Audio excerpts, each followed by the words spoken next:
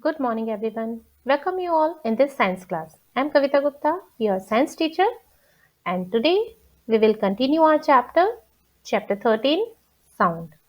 Okay, in this chapter, we already learned about the sound, what is sound, how does it travel.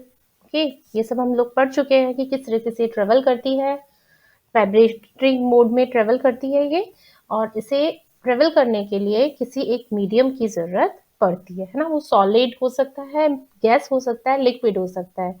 Without any medium sound can not travel. कि जब तक उसको vibration को travel करने के लिए कोई मीडियम नहीं मिलेगा तब तक जो साउंड है वो ट्रेवल नहीं करेगी। मीन्स एक अगर पर्सन अगर कुछ बोल रहा है तो उसकी आवाज दूसरे पर्सन तक नहीं पहुंच पाएगी, है ना। कि साउंड हमें सुनाई ही नहीं देगा। तो साउंड को सुनने के लिए, ट्रेवल करने के लिए किस चीज की जरूरत पड़ती है? किसी एक मीडियम की जरूरत पड़ती है। ओके, और हमने अपने देखा था बॉडी पार्ट क्या होता है हमारा, वोकल कॉर्ड्स होती है हमारे थ्रोट के अंदर, जो क्या करती हैं, साउंड प्रोड्यूस करती है ना। Okay, now next topic is we hear sound through our ears. Okay, means vocal cord होती है, साउंड तो प्रोड्यूस होती है वहां से, बट हम साउंड सुनते कहाँ से हैं? साउंड सुनने के लिए हमारे पास क्या होता है? एक सेंस ऑर्गन होता है, ईयर, है ना। क्या करता है ear? With the help of ear we can hear any sound. कोई भी जो साउंड होती है उसे हम सुन सकते हैं हमें ईयर की हेल्प से। ओके, देखिए क्या होता है इसमें। The shape of the outer part of the year is like a funnel. जो हमारा आउटर पार्ट होता है ईयर का, एक फनल लाइक होता है, देखा है ना आपने, कर्व से जैसे होता है। ये क्या लाता है? पिन्ना। क्या बोलते हैं इसको? पिन्ना बोलते हैं। और ये हमारा होता है आउटर पार्ट। हमारा जो ईयर होता है वो 3 पार्ट्स में डिवाइड रहता है, outer, middle and inner. Okay, outer part होता है, ये होता है एक फनल लाइक स्ट्रक्चर होती है और इसको बोलते हैं हम पिन्ना। यहां से साउंड ट्रेवल करते हुए कहां तक जाती है? Ear drum.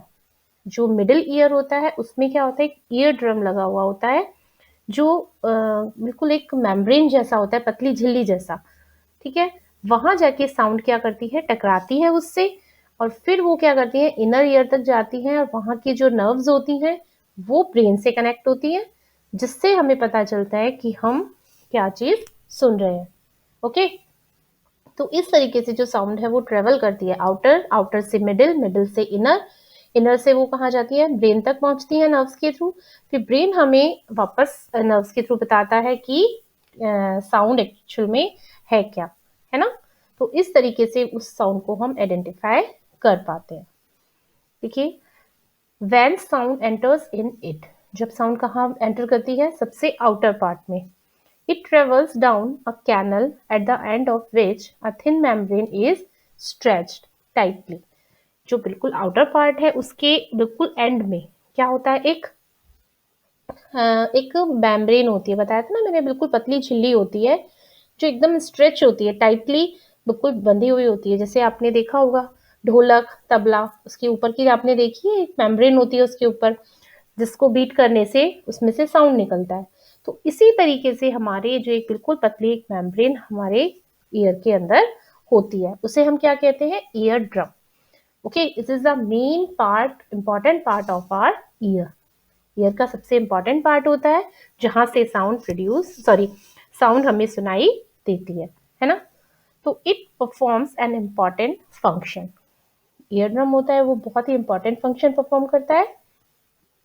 To understand what the eardrum does, let us build a tin can model of the eardrum. ठीक है, देखिए एक एक्टिविटी है, इसमें क्या बनाया? ईयर ड्रम का एक मॉडल बनाया है, जिससे हम इजीली समझ सकेंगे कि एक्चुअल में होता कैसे है, किस तरीके से ये फंक्शन करता है। टेक अ टिन कैन, एक टिन का कैन लेना है, कट इट्स एंड्स, दोनों साइड से हमें इसे कट कर देना है। ठीक है, दिख रहा है ये टिन का कैन है, नीचे से इसको कट कर दिया, ऊपर से भी, है ना। Now stretch a piece of rubber balloon across one end of the can and fasten it with a rubber band. Okay, means ये टिन का कैन है, दोनों तरफ से ऊपर और नीचे से हमने इसको क्या कर दिया है? पूरा कट कर दिया। ओके, और इसके एक पार्ट में, ऊपर के पार्ट में क्या लगा दिया हमने, एक ये दिख रहा है आपको यहाँ पर रबर का एक बैलून लगाया है। बैलून होते हैं ना, वो रबर बैलून लगा दिया और रबर बैंड से उसको बिल्कुल अच्छे से टाइट कर दिया। ठीक है, put 4 or 5 grains of dry cereals on the stretched rubber। और इस रबर के ऊपर हमें क्या रखना है, सिरल्स, कोई भी गेहूं के या चावल के दाने, बाजरा जो भी है, वो इसके ऊपर थोड़े से यहाँ पर हमने रख दिए। Now ask your friend to speak hurray hurray from the open end. ठीक है, अभी भी एक एंड ओपन है इसका, नीचे वाला। ऊपर वाले एंड को तो हमने रबर बैलून से कवर कर दिया, नीचे वाला एंड अभी भी इसका खाली है।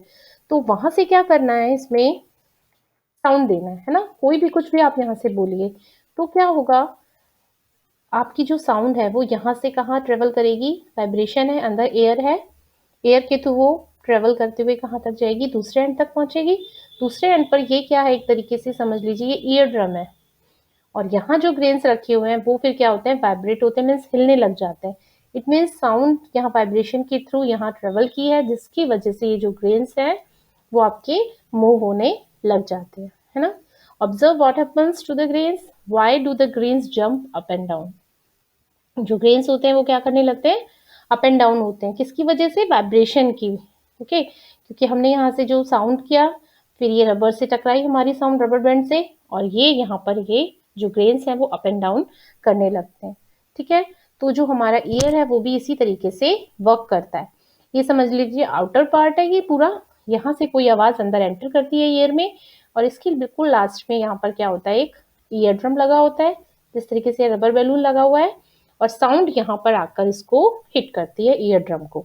ठीक है, अगर हमारे ईयर के अंदर ईयर ड्रम अगर डैमेज हो जाता है तो क्या होता है, हम डेफ भी हो सकते हैं, मीन्स हमें सुनाई देना बंद हो जाएगा, है ना। तो ये बहुत ही इंपॉर्टेंट पार्ट है हमारे ईयर का। Okay, the ear drum is like a stretch rubber sheet. जो ईयर ड्रम है वो क्या है, एक तरीके से स्ट्रेच रबर शीट है। Sound vibrations make the ear drum vibrate. जो साउंड की वाइब्रेशन होती हैं वो ईयर ड्रम को क्या करती हैं, वाइब्रेट कर देती हैं। The ear drum sends vibration to the inner ear. तो जो ईयर ड्रम होता है वो क्या करता है, उन वाइब्रेशंस को इनर ईयर, बिल्कुल जो अंदर का जो ईयर होता है वहां पर सेंड कर देता है। From there the signal goes to the brain, that is how we hear. और जो इनर ईयर है वो सिग्नल्स को कहाँ भेज देता है, ब्रेन में भेज देता है, और जिससे हम समझ पाते हैं कि एग्जैक्टली वर्ड्स क्या है, मीन्स जो साउंड है उसको हम आइडेंटिफाई कर पाते हैं। दिख रहा है, ये देखिए, ये जो चीज है ना, ये है हमारा आउटर ईयर जो हमें बाहर से दिखाई देता है। ठीक है, इसमें इस तरीके से ये कैनल होती है, और ये जो आपको ये पार्ट दिख रहा है, this is called ear drum. दिख रहा है ना, ये देखिए नेक्स्ट में आपको ये पूरा अच्छे से दिखाया हुआ है। ये जो पार्ट होता है ये कहलाता है ईयर ड्रम। ये मिडिल ईयर होता है और ये इनर ईयर होता है, जहां पर ये नर्व्स है, नर्व्स यहाँ से ब्रेन से अटैच होती हैं। ओके, और ये जो होती है स्ट्रिप्स, ये बहुत सबसे छोटी हम कह सकते हैं बोन होती है हमारी बॉडी की, वो ईयर के अंदर होती है, ये बोन होती है ना, दिख रही है। तो ये इस तरीके से ये पूरा ईयर का स्ट्रक्चर होता है, जिसकी वजह से हम जो साउंड है उसको सुन पाते हैं। We must never put a sharp pointed or hard thing into our ear. हमें अपने जो ईयर है उसके अंदर कोई भी शार्प पॉइंटेड हार्ड थिंग नहीं देनी है। हम बोलते हैं ना, पेन पेंसिल कुछ भी चीज अपने कान के अंदर नहीं डालो, उससे क्या होता है, जो ईयर ड्रम है वो क्या हो सकता है, डैमेज हो सकता है, और हमें सुनना बंद हो जाएगी। It can damage the eardrum. The damaged eardrum can impair hearing. ठीक है, जो हम सुनाई जो हमें दे रहा है उसमें क्या हो जाएगा, गड़बड़ी हो जाएगी, मीन्स हम प्रॉपर साउंड नहीं सुन पाएंगे अगर हमारा ईयर ड्रम डैमेज हो जाता है तो। ओके, तो इस तरीके से हमारा ये ईयर होता है जो फंक्शन क्या करता है, हमें सुनने में हेल्प करता है। और सबसे जो इसका इंपॉर्टेंट पार्ट होता है वो क्या होता है, ईयर ड्रम होता है। ठीक है, वहां से साउंड ट्रेवल करके इनर ईयर तक जाती है, और वहां से ब्रेन में जाती है सिग्नल्स, जिनसे हमें पता चलता है कि एग्जैक्टली क्या साउंड है। Okay, now the next is amplitude, time period and frequency of a vibration means कोई भी एक वाइब्रेशंस जो होती हैं, वाइब्रेशन या पेंडुलम आप लोगों ने 7th क्लास में भी पढ़ा हुआ है कि जो पेंडुलम होता है वो किस तरीके से वर्क करता है। जब हमने क्या पढ़े, मोशंस पढ़े हैं, ठीक है ना, वाइब्रेटरी मोशन होता है, तो वो किस तरीके से वर्क करता है। तो एग्जैक्टली उसी, क्योंकि जो साउंड होती है वो कैसे ट्रेवल करती है, वाइब्रेशन में, वाइब्रेटरी मोड में ट्रेवल करती है। तो वही होता है इसमें, जो सारा है साउंड का वो टोटली किस पे डिपेंड करता है, वाइब्रेशन के ऊपर डिपेंड करता है। ओके, तो वाइब्रेशंस के बारे में हम लोग पढ़ चुके हैं पहले भी। जो वाइब्रेटरी मोशन होता है मीन्स कोई भी एक पेंडुलम आपने देखा होगा घड़ी का, बिल्कुल मेन पोजीशन में रहता है ना, अगर उसे हल्का सा हम मूव करें तो वो आगे पीछे to and fro means side से दूसरी तरफ इस तरीके से मूव करता है। और वो एक राउंड जब कंप्लीट कर लेता है इट मीन्स एक वाइब्रेशन कंप्लीट हो गई है। मीन्स वो थोड़ा साइड में जाता है, वापस अपनी पोजीशन में आता है, दूसरी साइड जाके वापस अपनी पोजीशन में आता है, मेन पोजीशन भी मिडिल पोजीशन। तो इट मीन्स हम बोलते हैं कि इसने अपना एक साइकिल या एक वाइब्रेशन कंप्लीट कर लिया है। ओके, तो अभी मैं आपको ये फिगर के थ्रू अच्छे से इसको एक्सप्लेन कर देती हूँ। पहले देखिए हम पढ़ते हैं क्या चीज होती है ये। We have learned that the end and fro motion of an object is known as vibration. ठीक है, किसी भी एक ऑब्जेक्ट की टू एंड फ्रो मोशन जो होता है मीन्स आगे पीछे जो होता है वो, है ना, तो उसे हम बोलते हैं vibration. This motion is also called oscillatory motion. Vibration को क्या बोलते हैं, ऑसिलेशन भी बोलते हैं। ठीक है, तो वाइब्रेटरी मोशन या ऑसिलेटरी मोशन एक ही वर्ड है ये। वाइब्रेशन भी लिख सकते हैं, ऑसिलेशन, दोनों चीजें आए तो कंफ्यूज नहीं होना है। ऑसिलेशन मीन्स भी वाइब्रेशन ही होता है। ओके, देखिए अब you have already learned in earlier classes about the oscillatory motion and its time period. Okay, पहले हम पढ़ चुके हैं। The number of oscillations per second is called the frequency of oscillation. तीन चीजें इसमें आई हैं, frequency, time period and amplitude, है ना।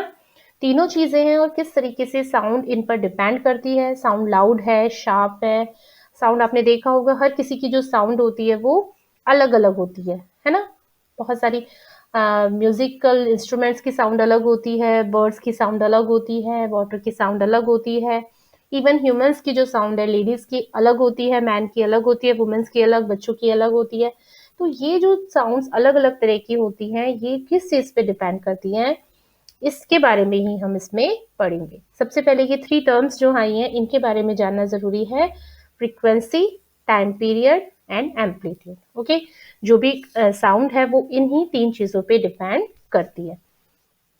सबसे पहले हम बात करते हैं फ्रीक्वेंसी की। इसमें बोला है द नंबर ऑफ ऑसिलेशंस पर second is called the frequency of oscillation. Frequency क्या होती है, नंबर ऑफ ऑसिलेशन पर सेकेंड मीन्स एक सेकेंड के अंदर जितने वाइब्रेशंस होते हैं वो क्या कहलाती है, उसकी फ्रीक्वेंसी कहलाती है। And frequency is expressed in hertz. Frequency को किस में एक्सप्रेस करते हैं, हर्ट्ज के अंदर, ये इसकी यूनिट होती है। It's symbol is Hz। क्या है इसका symbol, Hz। A frequency of 1 Hz is 1 oscillation per second। अगर मीन्स किसी इंस्ट्रूमेंट है, कोई म्यूजिकल इंस्ट्रूमेंट है, उसकी फ्रीक्वेंसी आ रही है 1 हर्ट्ज, ठीक है, उसकी फ्रीक्वेंसी 1 हर्ट्ज है, इट मीन्स वो 1 सेकेंड में एक वाइब्रेशन कंप्लीट करता है।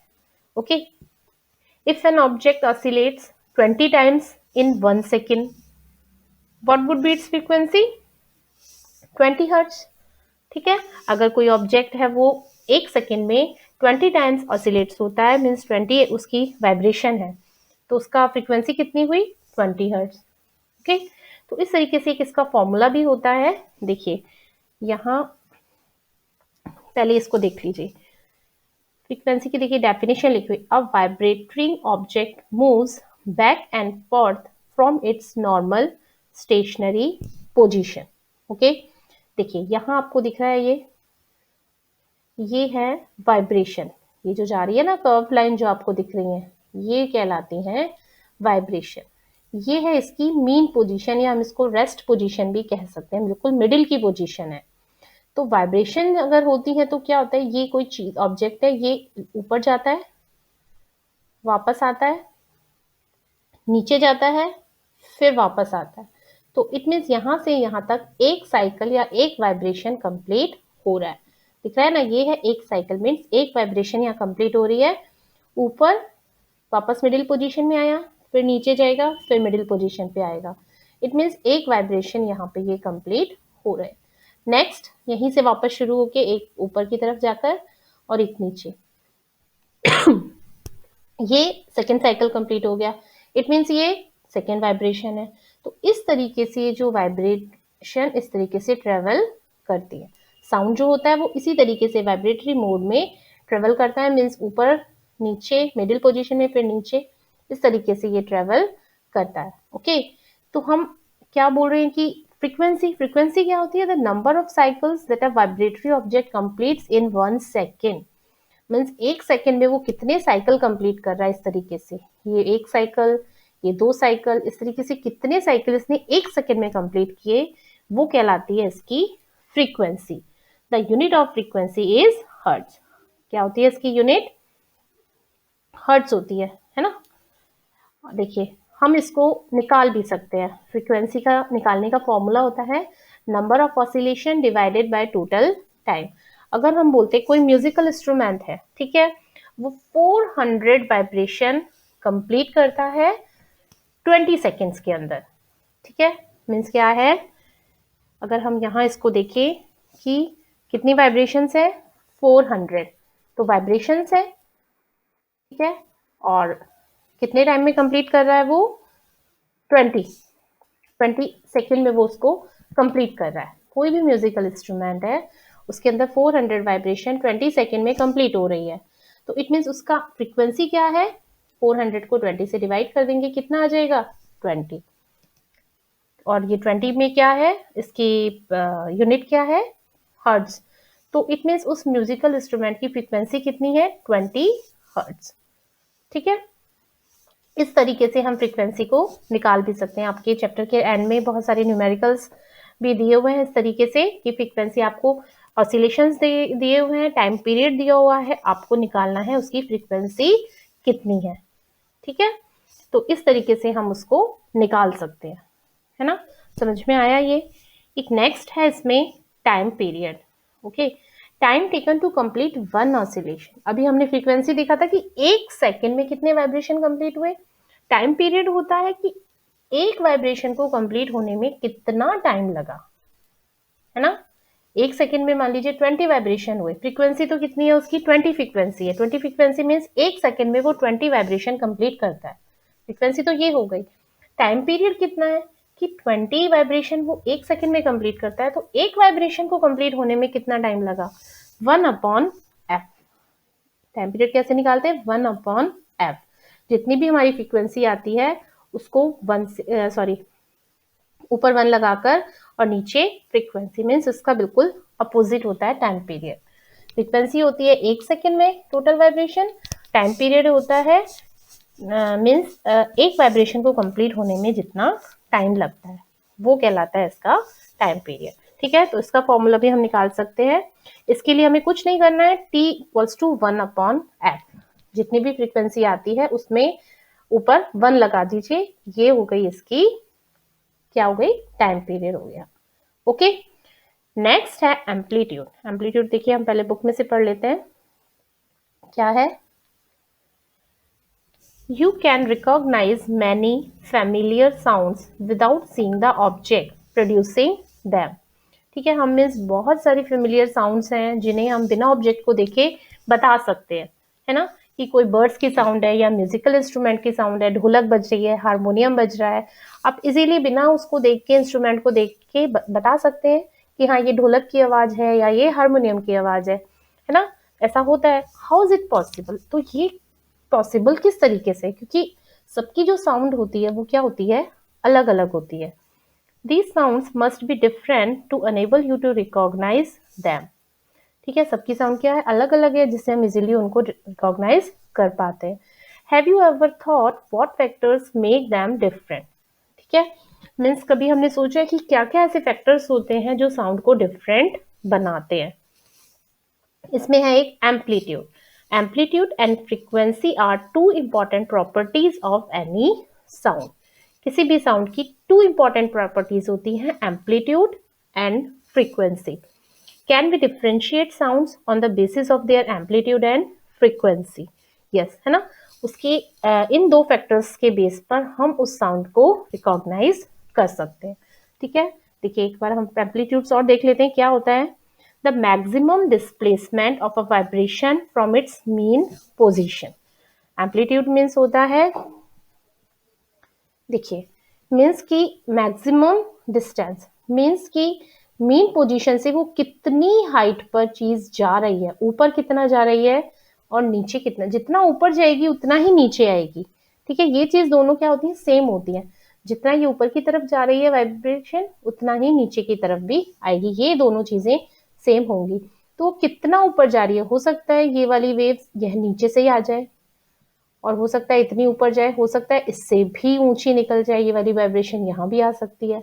तो मैक्सिमम मीन पोजीशन से कितनी उसकी डिस्टेंस है वाइब्रेशन की, ये चीज उसकी कहलाती है amplitude.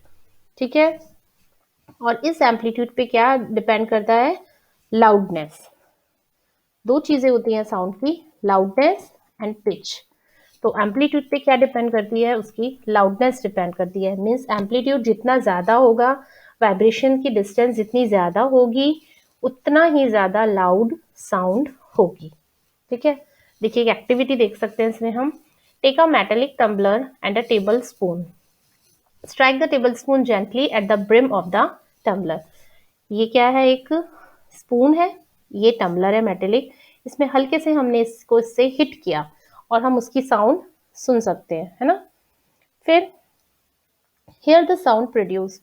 Now bang the spoon on the tumbler and hear the sound produced again. Bang the spoon means उसको बहुत जोरों से उसके ऊपर बजाना है। अब हम उसकी साउंड को सुनते हैं। Is the sound louder when the tumbler is struck hard? जब हमने उसको बहुत तेजी से स्ट्रक किया टम्बलर को, तो क्या जो आवाज थी वो ज्यादा हार्ड हुई? यस। बहुत हल्के से करेंगे तो बहुत हल्की सी आवाज आएगी, और तेजी से करेंगे तो बहुत तेज आवाज आ रही है। ठीक है, इट मीन्स हमने उसको तेज जब स्ट्राइक किया तो हमने उसका क्या बढ़ा दिया, एम्पलीट्यूड बढ़ा दिया।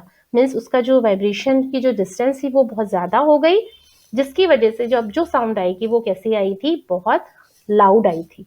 Okay, now suspend a small thermocol ball touching the rim of the tumbler. Okay, एक स्मॉल थर्माकोल की जो बॉल है वो उससे टच करानी है। Vibrate the tumbler by striking it, see how far the ball is displaced. उसके अंदर हमने बॉल रख दी, है ना। अब हम हल्के से उसको हिट करेंगे तो बॉल धीरे धीरे मूव करेगी, जोर से करेंगे तो बॉल उसके अंदर बहुत तेजी से मूव करेगी। उसका हमें डिस्प्लेसमेंट देखना है कि कितनी दूर वो थर्माकोल की बॉल गई। इट मीन्स कितनी दूर गई, उसकी डिस्टेंस हम देख रहे हैं। इट मीन्स हम क्या देख रहे हैं, उसका एम्पलीट्यूड देख रहे हैं कि वाइब्रेशन कितना दूर जा रहा है। The displacement of the ball is a measure of the amplitude of vibration of the tumbler. ठीक है, कि उसका एम्पलीट्यूड कितना है, ये चीज हम उससे मेजर कर सकते हैं। Now strike the tumbler gently and then with some force. Compare the amplitudes of vibrations of the tumbler in the two cases. In which case is the amplitude larger? Means जितनी तेजी से हम बोलेंगे उतना ही amplitude ज्यादा होगा, या हम कह सकते हैं जितना ज्यादा एम्पलीट्यूड होगा उतना ही ज्यादा साउंड कैसी होगी, लाउड होगी। आवाज किसी की बहुत लाउड होती है, बहुत जोरों से होती है, इट मीन्स उसका एम्पलीट्यूड बहुत ज्यादा है। ठीक है, देखिए इसमें है loudness of sound is proportional to the square of the amplitude of the vibration producing the sound. For example, if the amplitude becomes twice, the loudness increases by a factor of 4। अगर amplitude कैसा हो रहा है, twice हो रहा है, double हो रहा है, तो लाउडनेस कितने टाइम, 4 टाइम्स बढ़ जाएगी। The loudness is expressed in a unit called decibel. और जो लाउडनेस है वो किस में एक्सप्रेस करते हैं, डेसिबल में, dB. The following table gives some idea of the loudness of sound coming from various sources. Means जितना ज़्यादा loudness है उतना ही ज़्यादा क्या है, amplitude ज़्यादा है। Means normal breathing हम 10 dB है, 10 decibel है। Soft whisper 30 decibel। Normal conversation 60 decibel। Means जितना ज़्यादा ये loudness बढ़ेगी उतना ही ज़्यादा amplitude बढ़ता जाता है। और जो ये एक तरीके से क्या हो सकता है, हम भी ये भी कह सकते हैं कि ये जितना ज्यादा होगा, लाउडनेस जितनी ज्यादा होगी उतनी ज्यादा आवाज कैसे होगी, कानों में चुभेगी, है ना। इट मीन्स वो क्या हो जाएगा, नॉइस हो जाएगी, वो साउंड ना रहेगी, क्या बन जाएगा, नॉइस। मीन शोर हो जाता है वो। हमें ऐसा लगता है जब एम्पलीट्यूड बहुत ज़्यादा हो जाता है, साउंड बहुत लाउड हो जाती है, तो वो क्या बन जाती है, नॉइस बन जाती है, शोर हो जाता है, और वो हमारे कानों के लिए, ईयर्स के लिए बहुत ज़्यादा हार्मफुल होता है। ओके, देखिए about 80 dB the noise becomes physically painful. 80 dB से एवरेज फैक्ट्री में साउंड होता है 80 dB, मीन्स इतना एम्पलीट्यूड रहता है, या इतनी हम कह सकते हैं लाउडनेस रहती है, और अगर इससे ज़्यादा हो जाती है तो वो बहुत ज़्यादा पेनफुल होती है। The loudness of sound depends on it's amplitude. Okay, underline कर लेना इसे। जो लाउडनेस है वो किस पे डिपेंड करती है, एम्पलीट्यूड पे। एम्पलीट्यूड जितना ज़्यादा होगा लाउडनेस उतनी ही ज़्यादा होगी। Okay, when the amplitude of vibration is large, the sound produced is loud. Amplitude जितना ज़्यादा है, लार्ज है, लाउड साउंड उतनी ही ज़्यादा लाउड होगी।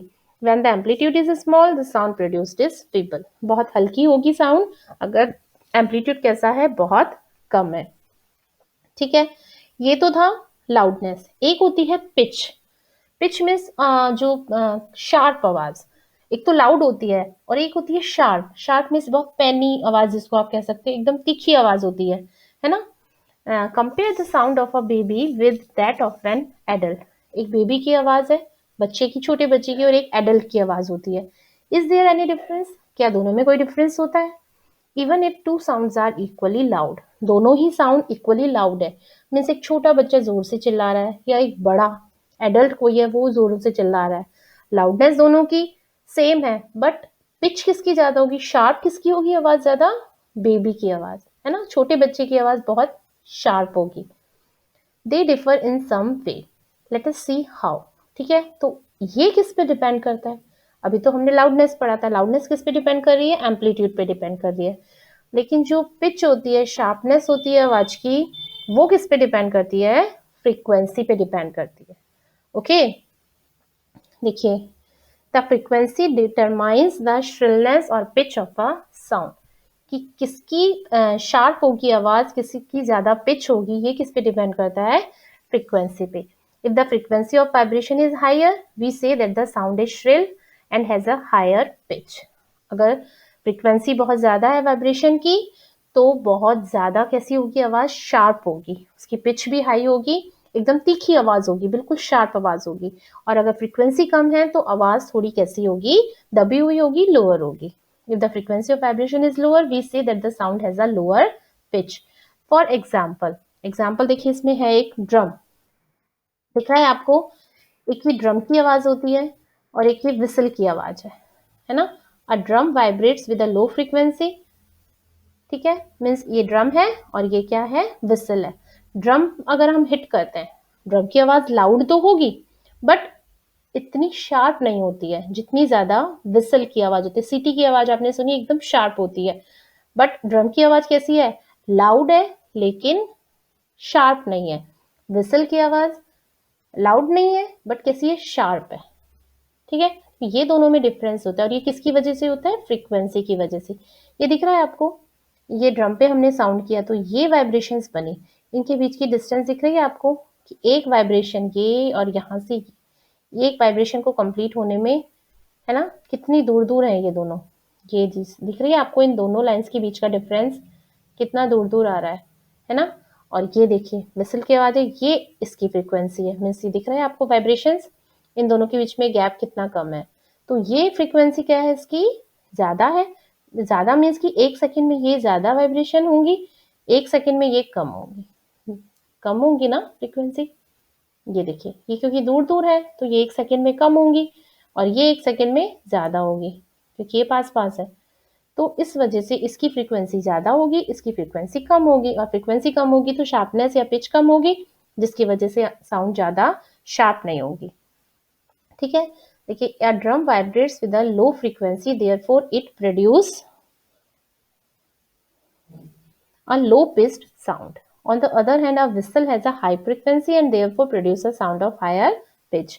A bird makes a high pitched sound whereas a lion makes a low pitched roar. Bird और lion की आवाज में आप देख सकते हो, लायन की जो आवाज होती है वो लाउड तो होती है, बहुत तेज होती है, बट शार्पनेस नहीं होती है उसके अंदर, जितनी एक बर्ड की आवाज में होती है। क्योंकि बर्ड की आवाज की जो पिच है वो ज्यादा है, फ्रीक्वेंसी ज्यादा है, और जो लायन की आवाज़ है उसकी पिच क्या है, कम है, बट एम्पलीट्यूड ज़्यादा है, इसीलिए वो हमें लाउड नज़र आ रही है. Okay. However, the roar of a lion is very loud, while the sound of the bird is quite feeble. Okay, means loudness तो लायन की ज़्यादा है, बट फ्रीक्वेंसी किसकी ज़्यादा है, पिच किसकी ज़्यादा है, बर्ड की आवाज़ की. ओके. तो दो चीज़ हमने इसमें देखी, loudness and pitch. Loudness depend करती है एम्पलीट्यूड पर और पिच डिपेंड करती है फ्रीक्वेंसी पे. फ्रीक्वेंसी ज़्यादा तो पिच ज़्यादा और फ्रीक्वेंसी कम तो पिच कम. और एम्पलीट्यूड ज़्यादा है तो लाउडनेस ज़्यादा होगी, एम्पलीट्यूड कम होगा तो लाउडनेस कम होगी. ठीक है. तो मीन्स इनके ये इस तरीके से साउंड जो है इस हम देख सकते हैं कि अलग अलग होती है. सभी साउंड्स की फ्रीक्वेंसी अलग होती है, एम्पलीट्यूड अलग होता है, जिस वजह से जो उनका पिचनेस है या हम कह सकते हैं जो उनकी लाउडनेस है वो भी अलग अलग होती है. Every day you hear the voices of children and adults. Do you find any difference in their voices? Can you say that the frequency of the voice of a child is higher than that of an adult? है ना. क्योंकि बच्चों की आवाज़ होती है वो बहुत शार्प होती है, तीखी आवाज़ होती है, क्योंकि उनकी फ्रीक्वेंसी ज़्यादा होती है. और जो एडल्ट होता है उनकी आवाज़ की जो फ्रीक्वेंसी है वो कम होती है, इसीलिए वो हमें ज़्यादा नज़र नहीं आती है ना. लाउड हो सकती है बट पिच कम होती है लेकिन उसकी. Usually the voice of a woman has a higher frequency and it's shriller than of a man. ने देखा होगा जो मैन की आवाज़ है वो लाउड होती है और थोड़ी फिबल होती है ना. मीन्स लेकिन जो वुमेन है, वुमेन जो लेडीज की आवाज़ होती है वो लाउड तो नहीं होती लेकिन शार्प होती है, तीखी होती है. ठीक है. तो इस तरीके से फ्रीक्वेंसी और एम्पलीट्यूड के बेस पर हम साउंड्स को अलग अलग डिफ्रेंशिएट कर सकते हैं. ओके. थोड़ा सा है इसमें, आपको हो सकता है समझने में प्रॉब्लम आए, तो मैंने जो आपके ये नोट्स दिए हैं पहले तो इनके अच्छे से उनको समझिए कि एम्पलीट्यूड, फ्रीक्वेंसी और टाइम पीरियड को चलो आप छोड़ दो, अभी ऐसा इतना ज़्यादा नहीं है, बट दो चीज़ें देखो, फ्रीक्वेंसी और एम्पलीट्यूड और लाउडनेस एंड पिच. ये चार चीज़ें हैं, किस चीज़ पर क्या चीज़ डिपेंड कर रही है और इनकी डेफिनेशन अच्छे से लर्न कर लो. ओके. पढ़ोगे तो आप इसको अच्छे से समझ में आ जाएगा. वीडियो को सुनो, चैप्टर को रीड करो अच्छे से. ओके. तो बहुत ज़्यादा टिपिकल नहीं है, बट कोशिश की है मैंने समझाने की. देखिए हो सकता है समझ में आपको फिर भी ना आए, ठीक है, लेकिन अगर आप चैप्टर को अच्छे से रीड करेंगे, ये नोट्स को पढ़ेंगे तो समझ में आ जाएगा. Okay. So the next topic है ऑडिबल एंड इनऑडिबल साउंड्स. ये हम नेक्स्ट वीडियो में मैं आपको एक्सप्लेन करूंगी. अभी जो आपको ये चीज़ पढ़ाई है इसको अच्छे से पढ़ लेना. Okay. So that's all for today. In the next video, we will meet with the topic audible and inaudible sounds. So till then, goodbye and take care.